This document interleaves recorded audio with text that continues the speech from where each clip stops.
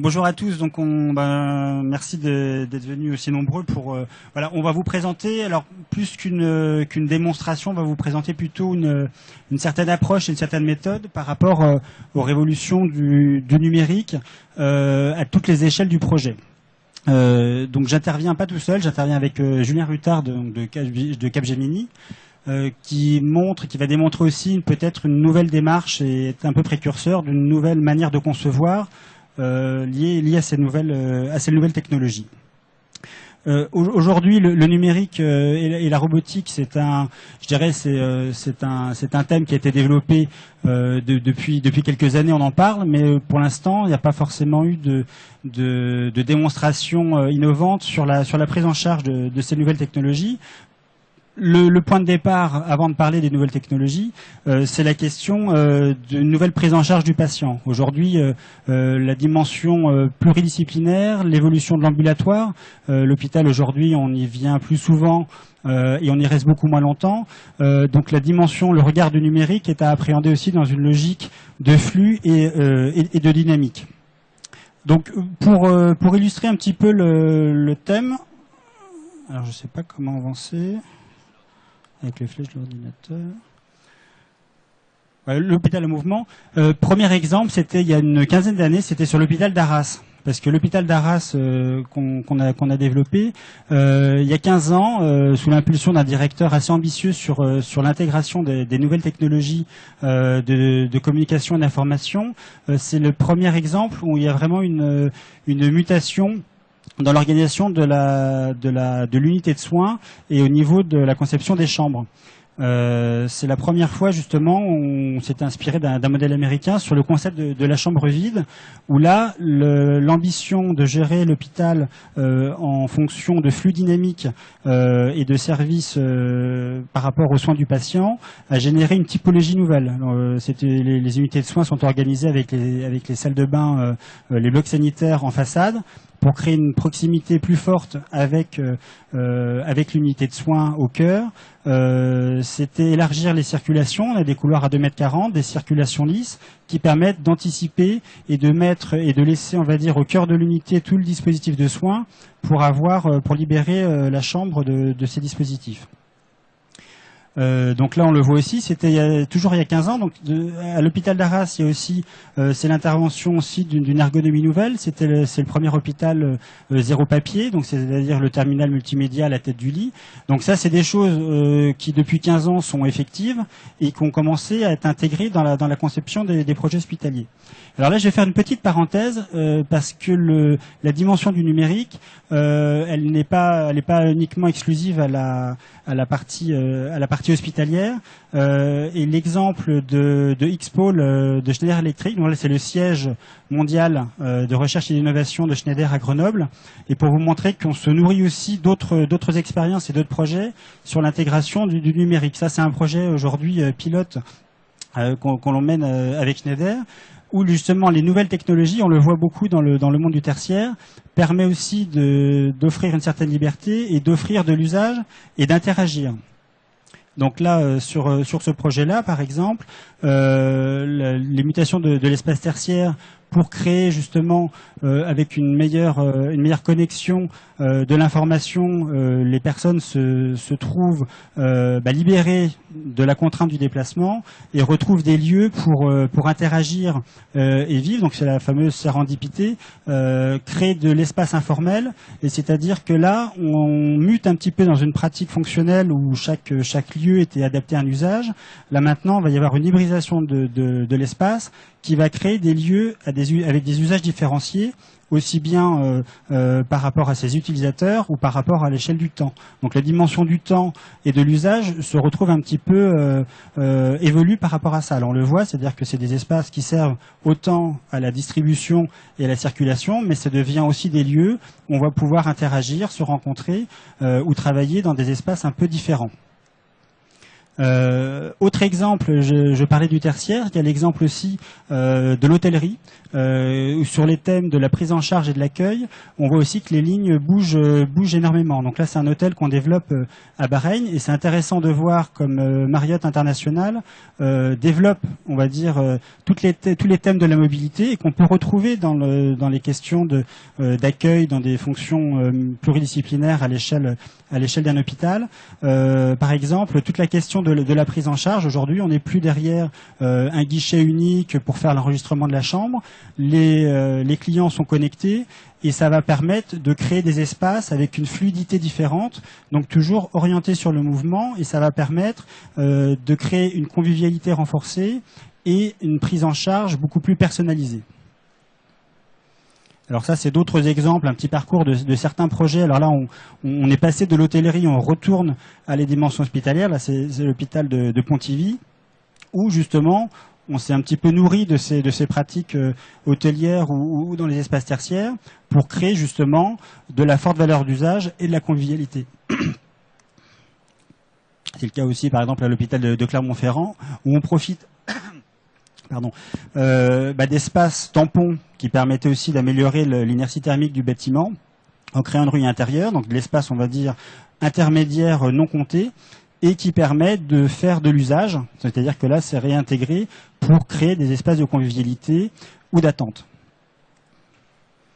Un autre exemple, l'hôpital de Kiev, l'hôpital mère-enfant de Kiev, où en bout de chaque unité, l'espace qu'on a pu gagner est mutualisé là pour créer des espaces pour les familles, en lien avec l'extérieur.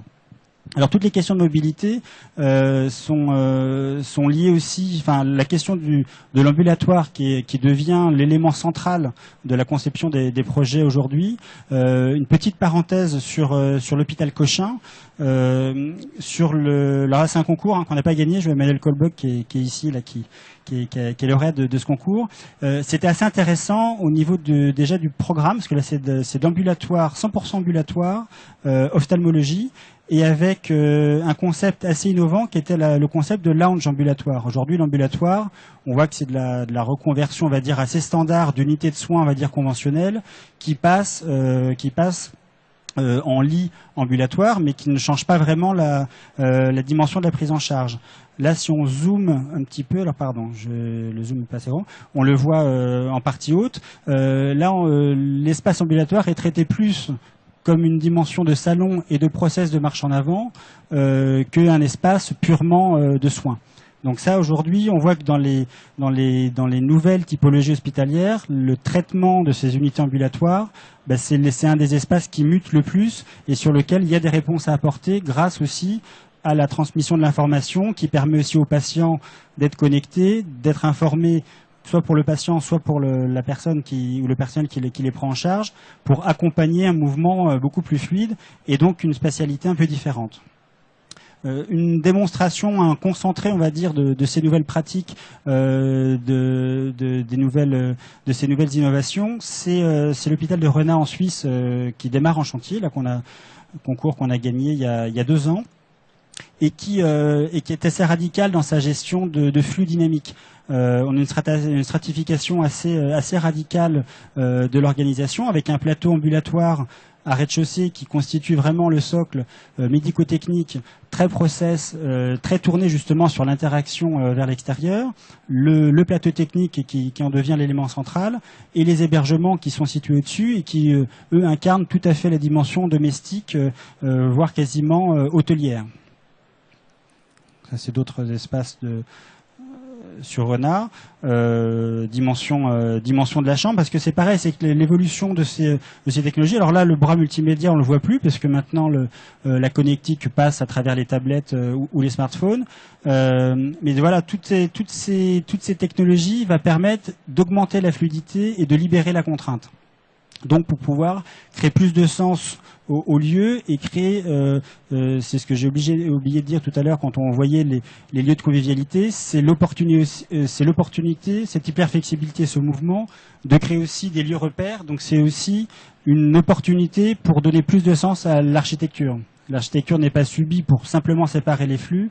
Maintenant, elle va créer une intensité d'usage et elle va permettre justement, c'est là que les architectes ont un vrai positionnement à apporter pour renforcer de l'identité à ces lieux. Et alors là, je passe la parole à Julien, qui va montrer une approche un peu différente, parce que Capgemini intervient beaucoup plus en amont de la chaîne, et ça va être un peu aussi l'objet de la conclusion, pour montrer que les métiers, l'explosion, on va dire, des frontières fonctionnelles que génère le numérique fait aussi exploser un petit peu les frontières entre les partenariats et les différents acteurs du projet. Vas-y Julien. Alors bonjour à tous. Effectivement, l'idée c'est de voir quel va être l'impact du numérique, l'impact de la robotique et donc de toutes ces technologies dans la conception architecturale et pas seulement dans l'architecture. Et alors quand on s'est penché sur cette question, Capgemini qui intervient depuis près de 15 ans maintenant auprès des établissements pour définir leur projet stratégique, pour définir leur projet médical, mais aussi pour définir leur programme capacitaire avec des opérations comme Lariboisière, Garches, Hôpital Nord, Tours aujourd'hui. Et quand on intervient au plus près des hospitaliers pour réfléchir à l'organisation de leur hôpital, on commence par l'usage, on commence par le projet médical, et bien souvent, dans les discussions qu'on peut avoir avec les professionnels, on arrive à un point de blocage qui est celui de l'accès à des expertises, à un plateau médico-technique, et donc une question de flux. Et en fait, ce qui est intéressant, c'est de voir dans quelle mesure on est passé progressivement de l'hôpital de stock à l'hôpital de flux. Alors on verra dans la présentation pourquoi on prend ces terminologies en compte. Et ce qui est intéressant derrière, c'est de voir que non seulement on doit le faire en termes de pratique, c'est-à-dire que les professionnels doivent évoluer, c'est aussi ça le sens du virage ambulatoire, mais on doit aussi le faire au niveau de l'architecture, et bien évidemment dans le cadre de la conception architecturale, et c'est pour ça qu'on initie avec Groupe 6 un partenariat qui a pour vocation d'intégrer l'architecture dans le projet médical et aussi de pouvoir intégrer le projet médical dans l'architecture et donc de reboucler cette chaîne qui était avant qu'une succession de séquences qui ne se parlaient pas. Alors, si on prend un peu un pas de recul, on est en 1450 avec les hospices civils de Beaune. 600 ans en arrière. Et alors j'aime beaucoup cette photo parce que finalement dans cette photo il y a tout. Il y a cette image de l'hôpital de Stock. Et si on se projette 600 ans plus tard, eh bien finalement rien n'a changé. Rien n'a changé, on a ajouté des salles de bain, on a ajouté des murs, on a élargi la taille de la chambre, mais au final l'organisation en service en silos cloisonnés est exactement la même. C'est-à-dire que nous avons stocké les patients à un endroit, dans une salle qui est plus commune mais qui est un service, et on va avoir des professionnels qui vont arriver pour délivrer du soin dans cette organisation. Cette organisation est sans doute l'une des moins efficientes à l'hôpital. Et on le voit parce qu'elle est en contradiction profonde avec la mutation qu'a subie l'hôpital durant ces 600 dernières années. Et cette mutation, c'est de dire que l'hôpital est devenu beaucoup plus expert et beaucoup plus technique. La différence entre les hospices civils de Beaune, il y a 600 ans, et l'hôpital qu'on essaye de construire, qui est l'hôpital du futur, c'est qu'au milieu de cet hôpital, on va trouver un plateau médico-technique rare, critique, de pointe, très expert, et on va trouver aussi des professionnels qui sont, au même titre que le plateau médico-technique, une forme d'expertise importante. Et donc toute la logique, c'est de voir, avec ces plateaux médico-techniques et avec ces experts de plus en plus experts, comment on accède à cette ressource qui est le noyau central de l'hôpital. Et ces accès, ils sont simultanés. Et c'est là qu'on voit apparaître la question des flux. Et pas seulement la question de séparation des flux par nature, mais surtout par débit. Le flux du patient programmé en hospitalisation complète, c'est un débit lent. Ça va être des durées moyennes de séjour de 3, 5, 7 jours. On a le temps de faire. Alors qu'à l'opposé, on va trouver le parcours patient non programmé. Et là, on n'a pas le temps. On doit effectivement être dans l'urgence. Le patient en ambulatoire, ce qui est intéressant, reviens s'il te plaît, le patient en ambulatoire, ce qui est intéressant, c'est qu'il est à la frontière entre le programmé et le non programmé, puisqu'on peut maintenant penser du non programmé en ambulatoire. Si je prends celui des consultations externes, là on est toujours sur cette logique d'accéder au plateau médico-technique et à l'expert, mais à un débit beaucoup plus élevé, avec une rotation beaucoup plus importante. Donc en fait, ce qui est intéressant dans la conception, dans le projet médical, c'est non pas de raisonner en cloisonnant les services, c'est-à-dire la rhumato, l'ortho, plutôt... Non, c'est de raisonner en cloisonnant les flux par débit, parce que c'est ça qui va travailler l'architecture. Et donc justement, derrière, si on prend un pas de recul et qu'on regarde ce qui se passe quand on parle de flux, on va aller regarder ce qui se passe dans le secteur des transports par exemple, vous avez sur la gauche de ces images l'intersection classique. On est sur des voitures stockées. On a 4 cédés le passage et donc des problématiques de passage, des voitures qui sont bloquées. Et progressivement, là c'est un peu les hospices civils de Beaune, c'est la même chose. Progressivement, on a évolué vers une organisation qui est plus fluide, c'est l'émergence du rond-point.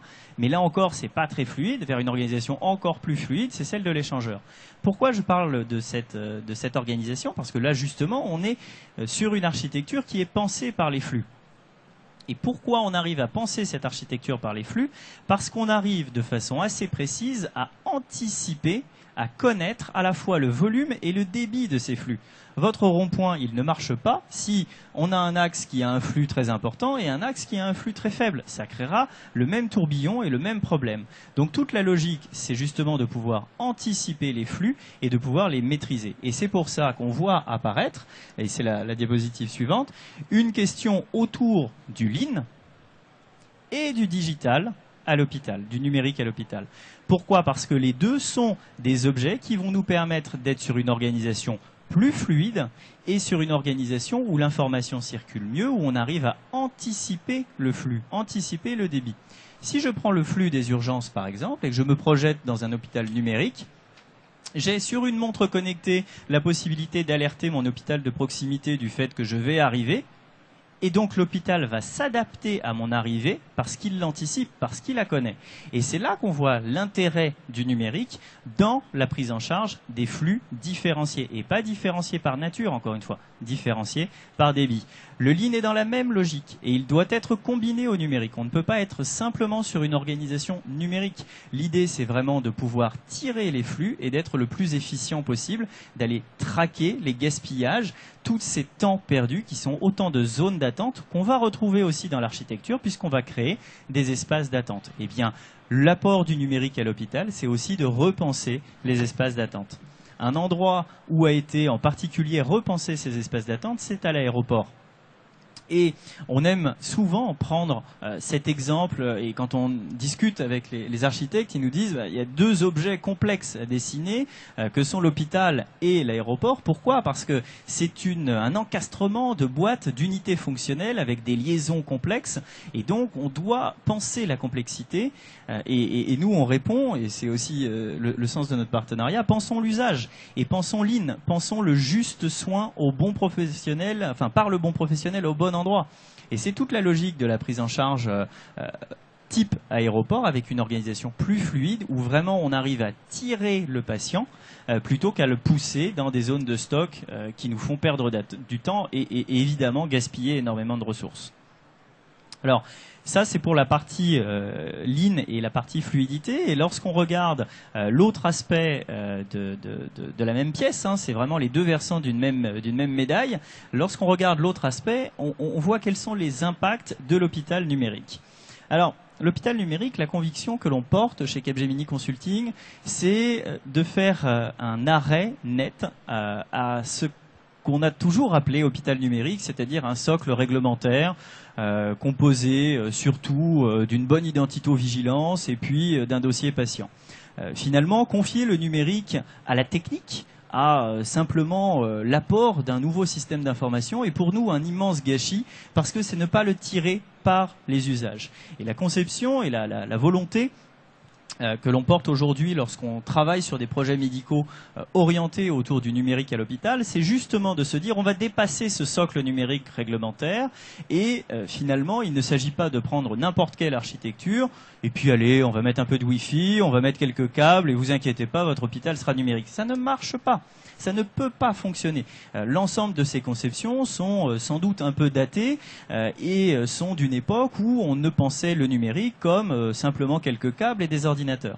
Aujourd'hui, on va aller beaucoup plus loin puisque le numérique va permettre de transformer les flux et justement de transformer l'architecture et de la différencier par débit de flux, comme je vous le disais tout à l'heure.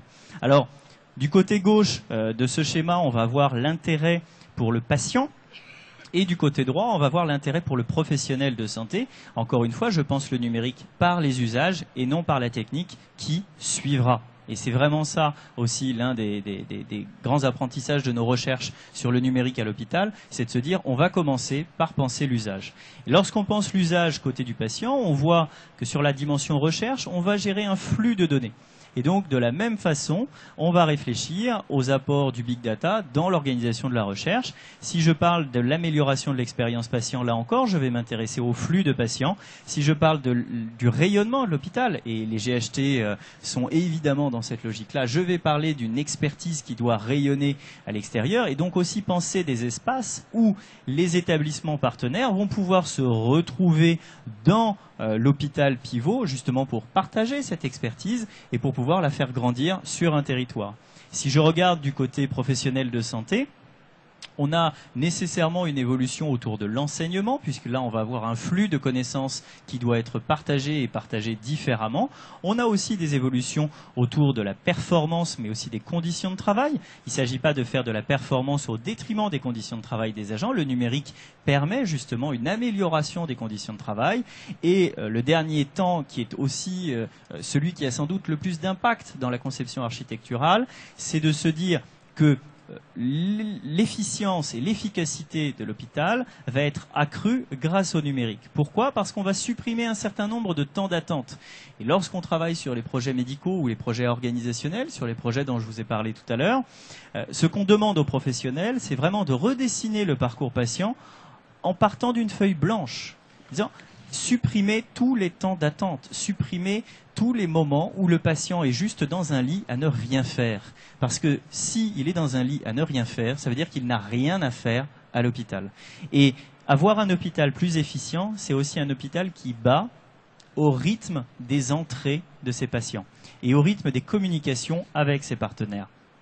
Et pour battre sur ce rythme-là, il faut qu'il y ait un cerveau qui donne l'information du rythme, et ce cerveau, il est rendu possible par le numérique. C'est tout là l'intérêt du numérique. Et lorsqu'on combine à la fois le lean, dont je vous ai parlé tout à l'heure, à savoir cette vision un peu en aéroport, et le numérique, ce dont on vient de parler là, on arrive sur une des maquettes de Groupe 6, c'est l'hôpital de Kiev. Et alors nous, cet hôpital, on l'aime beaucoup parce qu'il représente à la fois pour nous la synthèse entre cette logique d'un plateau médico-technique qui va être centrale, c'est la masse que vous voyez au milieu, et de zones d'hébergement qui vont être différenciées non pas par spécialité, encore une fois, mais par débit et par type de flux et par débit de flux.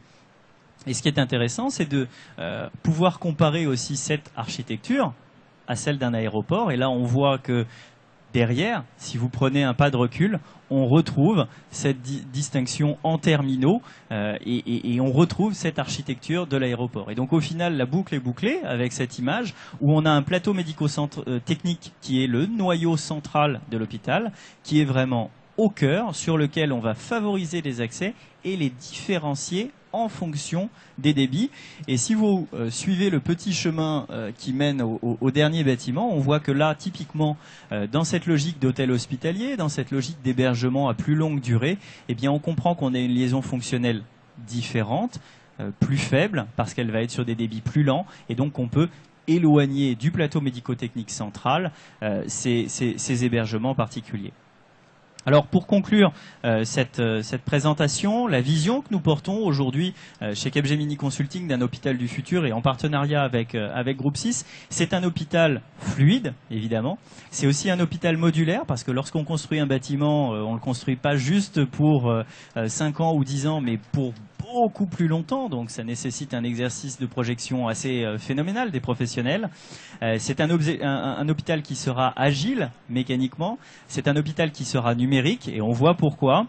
C'est un hôpital qui sera habile, c'est un hôpital qui sera malin, c'est-à-dire qu'il sera capable de s'adapter aux futurs défis. Et c'est important aussi pour nous parce que la résilience des hospitaliers, c'est aussi leur capacité à s'adapter à des nouveaux défis et à adapter leur environnement de travail à ces nouveaux défis.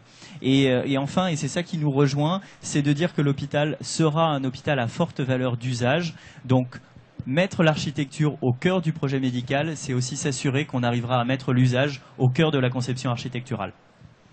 Alors merci Julien. Alors, pour conclure, oui, ces deux approches, on va dire, qui sont complémentaires et issues d'expériences différentes, ça ouvre vraiment une vraie perspective, c'est concevoir autrement. Aujourd'hui, on voit que là, c'est symboliser les différentes étapes du projet, et on voit c'est une succession de séquences, mais avec des vraies ruptures. Justement, Capgemini intervient souvent très en amont au moment de l'élaboration du projet médical et du projet organisationnel général qui va aboutir à un projet capacitaire et un modèle économique. Ça, c'est l'étape vraiment amont qui se fait avec les établissements ou les instituts ou les ministères et les tutelles. Ce monde-là, aujourd'hui, il y a une première étape de rupture qui est au niveau de la validation du projet financier et de soins. Après, bon, il y a l'étape de la programmation fonctionnelle. Alors des fois, bon, des maîtres d'œuvre interviennent en conseil dans ces préfigurations. Deuxième rupture, c'est le Copermo 2. Et après, on va lancer le concours d'architecture ou de conception-réalisation. Et après, c'est toutes les étapes, on va dire, du programme fonctionnel détaillé à la conception, la réalisation, la maintenance. Et puis là, finalement, Capgemini réintervient en reconsultation auprès des maîtres d'ouvrage une fois que le projet est en exploitation. Et on va commencer à amorcer sa reprogrammation. Donc au cours du cycle, on voit que finalement il y a un cycle qui finalement va être très continu et bouclé, et aujourd'hui est séquencé par des ruptures. Donc l'ambition aujourd'hui d'un rapprochement comme Groupe 6 et Capgemini, c'est déjà s'imprégner un petit peu des expertises de chacun, puisque des fois quand on parle de flux, on va le voir en termes d'usage et d'espace, Capgemini va le voir justement en termes d'efficience, en termes de rentabilité, en termes de qualité de service et de soins d'un point de vue même comptable ou sanitaire. Donc là on voit qu'il y a une vraie complémentarité à amorcer, parce que ça veut dire justement le numérique, on en a beaucoup parlé, a fait commencer à muter les choses, et chacun a abordé le numérique avec ses propres outils, sa propre clé d'analyse. Aujourd'hui, nous travailler davantage en amont et pour Capgemini travailler davantage en aval, ça va créer des zones de frottement dans ces métiers. Alors je dirais les autres acteurs au niveau de la programmation ou le maître d'ouvrage sont des acteurs importants, mais ça veut dire c'est penser le projet dans un cycle global et qui redéfinit un processus de conception. Donc ça pour nous c'est quand même une des étapes clés qui va préfigurer la nouvelle manière de concevoir les projets aujourd'hui. Et puis peut-être juste rajouter que amplifier les synergies, c'est aussi développer des compétences croisées. Quand on a commencé à discuter ensemble, on s'est rapidement rendu compte qu'on parlait absolument pas le même langage, qu'on ne se comprenait pas. Quand je parlais d'efficience, tu sortais un papier calque pour faire 3 dessins. Je disais bon, mais où est l'efficience? Et effectivement, ça a été un travail d'apprentissage croisé. Donc nous, d'essayer d'apprendre, mais alors on est vraiment, c'est l'architecture pour les nuls, hein, et je pense qu'on n'est même pas à ce stade encore. Mais nous, essayer d'apprendre toutes les contraintes architecturales de conception, les contraintes urbanistiques aussi, pour pouvoir les intégrer au projet médical, et puis de vous expliquer aussi l'efficience à l'hôpital, les DMS, l'ambulatoire, ce qu'il y a derrière, et pourquoi ça va évoluer, et pourquoi ça serait bien que ce plateau technique, on le pense plutôt à 3,20 m qu'à 2 mètres, etc. Donc voilà, donc ça montre vraiment donc un intérêt réciproque pour créer une complémentarité, et cette complémentarité-là, on parlait aussi du numérique, qui est aussi perçu comme un outil, alors un outil au niveau de l'exploitation et de la mise en pratique du bâtiment hospitalier, mais aussi au niveau de l'outil de conception. Aujourd'hui, la question, voilà, la synthèse, on va dire, entre les usages et les différentes fonctionnalités, la dimension temporelle. Aujourd'hui, on parle aussi beaucoup du BIM. Le BIM, bon, bien sûr, c'est un outil de conception, on va dire, assez simple, mais aujourd'hui, le BIM est abordé de manière relativement statique, c'est-à-dire que les concepteurs se l'approprient pour concevoir le bâtiment, on va pouvoir le développer, on va pouvoir le construire, et on va pouvoir en faire l'exploitation, la maintenance. Mais c'est un BIM avec une vision. Alors on va intégrer la 4e dimension, qui est la dimension du temps, dans le côté du phasage opérationnel, dans la réalisation du bâtiment.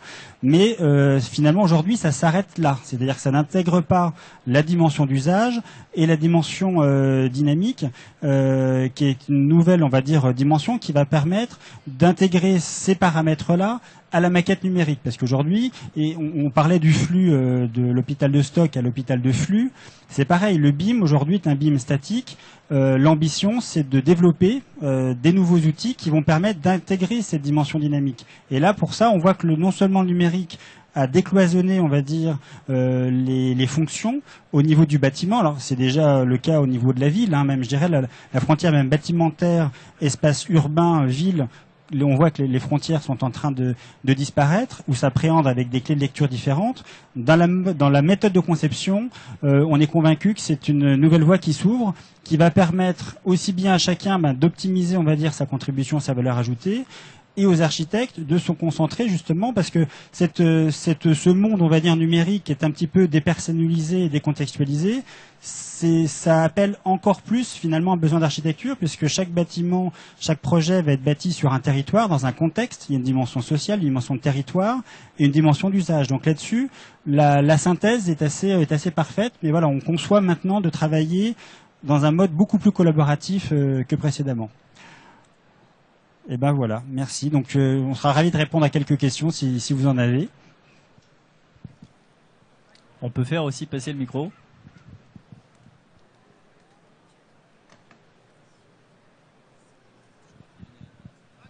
Oui, il y a aussi une petite information, c'est que voilà, donc Groupe 6, on fait un cocktail juste après, donc vous êtes conviés aussi à prendre un verre avec nous et on pourra à la rigueur continuer l'échange si vous le souhaitez. Voilà, je vous remercie. Merci à tous.